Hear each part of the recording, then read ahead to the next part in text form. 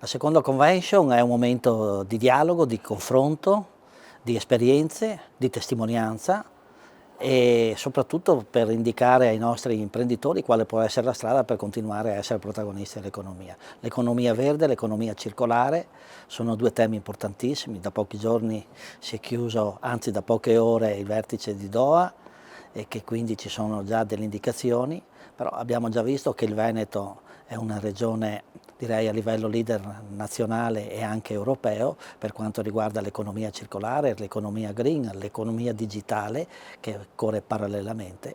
Le nostre imprese devono continuare ad investire e noi dobbiamo sostenerle, ma investire nel digitale vuol dire anche investire in innovazione, investire su cosa? Su quello che è la competizione internazionale.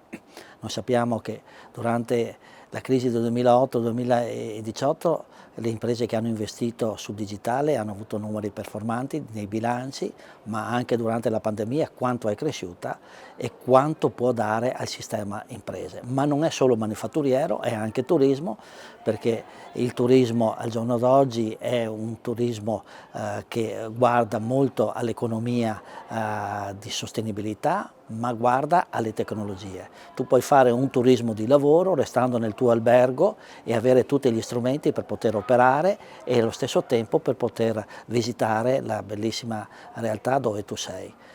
Questi sono temi fondamentali per lo sviluppo, ma soprattutto sono temi che li abbiamo già affrontati da tempo.